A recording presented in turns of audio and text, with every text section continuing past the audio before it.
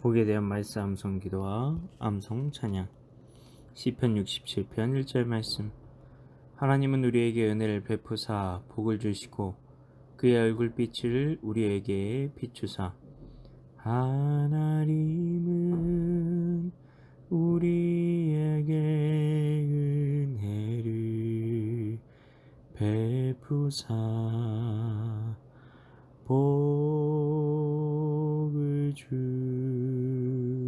주시고 그의 얼굴빛을 우리에게 비추사. 그의 얼굴빛을 우리에게 비추사.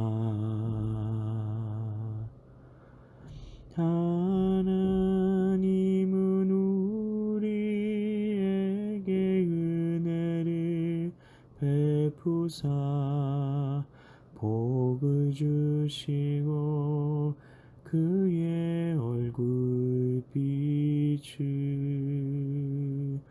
우리에게 비추사. 하나님은 우리에게 은혜를 베푸사 복을 주시고. 말씀 기도입니다. 하나님 아버지, 우리에게 은혜를 베푸사 복을 주시고라고 말씀하십니다. 은혜와 복과는 어떤 관계가 있는 것일까요? 은혜가 복보다 먼저인 것일까요? 그렇다면 그 은혜를 받는 방법은 무엇인가요? 우리가 무엇을 해야 하는 것일까요? 그리고 복을 주시는 것과 얼굴빛을 비추시는 것과는 무슨 상관이 있는 것일까요? 우리는 여기서 은혜를 베푸시는 하나님의 행동에 관심을 기울일 수 있습니다. 그런데 성경은 그렇게 말하지 않습니다. 하나님의 은혜로우심, 하나님의 자비로우심에 초점을 맞추고 있다는 것입니다.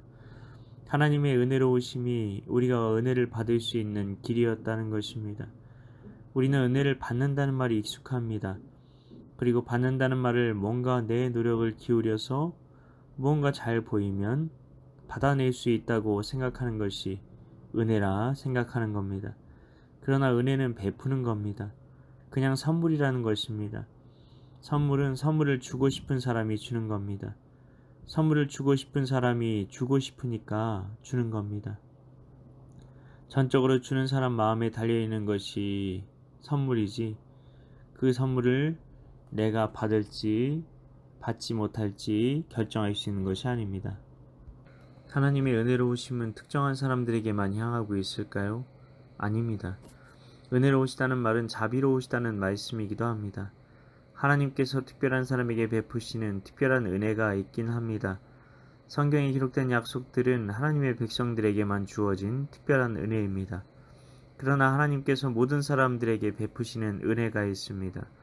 자신의 백성이 아니어도 됩니다. 그것이 바로 자연 법칙입니다. 자연 법칙은 정해진 대로 한치의 오차도 없습니다. 자연 법칙은 스스로 그러하다는 말처럼 그냥 그러려니 싶은 게 자연 법칙입니다. 이런 인과의 법칙에 따라 세상이 돌아가기 때문에 사람들은 생존하고 나름의 행복을 누리며 살고 있는 것입니다. 열심히 노력하는 사람들은 나름의 성공도 거머쥐기도 합니다. 그러나 그게 끝입니다. 하나님의 특별한 은혜는 하나도 맛보지 못하고 살아가는 것입니다. 그런데 하나님의 자녀들은 어떻습니까? 우리는 예수님을 믿어도 별거 없네, 봉사 열심히 해도 별거 없네, 헌금 꼬박꼬박 해도 별거 없네 싶습니다. 그러나 그게 아닙니다. 우리는 자연 법칙에서 벗어나서 살아가는 사람이 아니라는 것 또한 알아야 합니다. 인과의 법칙은 우리에게도 적용됩니다. 우리가 열심히 공부하지 않았다면 당연히 좋은 성적을 거두지는 못할 겁니다. 최선을 심어야 최선의 열매가 맺히는 것입니다.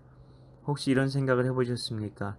내가 그나마 하나님의 자녀이기 때문에 이 정도라도 열매를 맺으며 살고 있다는 생각이요. 우리가 한 것은 그만큼의 성과를 얻을 만한 노력도 하지 않았는데 내가 노력한 거에 비하면 그나마 그보다는 나은 성과를 거두고 있지 않나요? 왜 그런 생각을 하지 못하고 우리는 불평하고 원망하나요? 세상은 1만 시간의 법칙이다 하면서 최선을 다해 뛰어가는데 걸어가면서 결승선에서 1등으로 테이프를 끊으려 하고 있지는 않나요? 하나님의 백성은 더 최선을 다해 뛰어가야 합니다.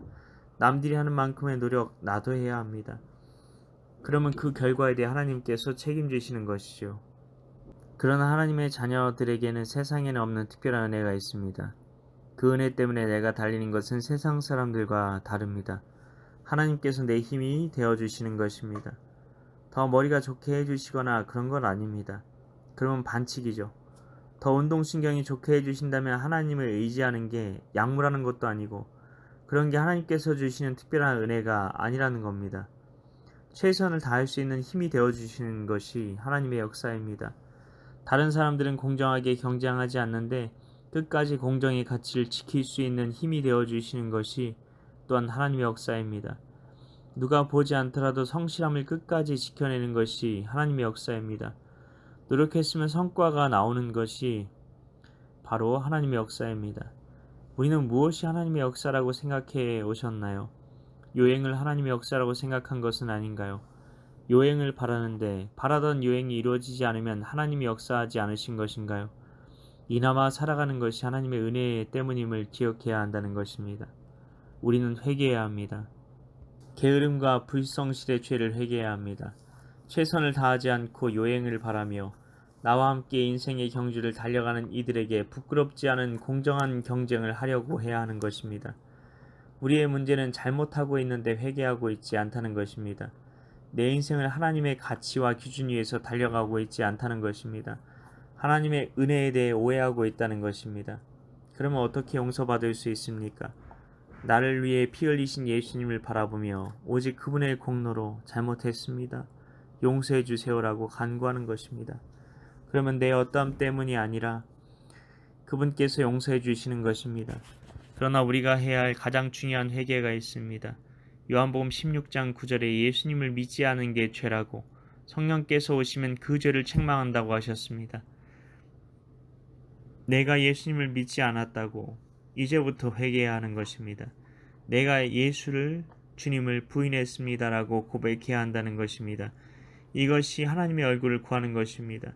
하나님의 은혜를 진짜 경험하기 위해 우리에게 필요한 것이 바로 이것이라는 겁니다.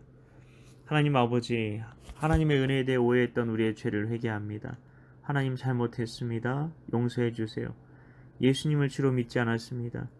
제가 예수님을 주님을 부인했습니다. 이제 하나님의 얼굴을 구하며 나아갑니다. 예수님을 주로 믿길 원합니다. 인생의 경주를 달려가며 그 누구보다 최선을 다하겠습니다. 공정하게 경쟁하고 그 결과에 순복하며 과정 가운데 함께 달려가는 인생이라는 경주의 경쟁자들에게 부끄럽지 않게 하루하루를 살아가겠습니다.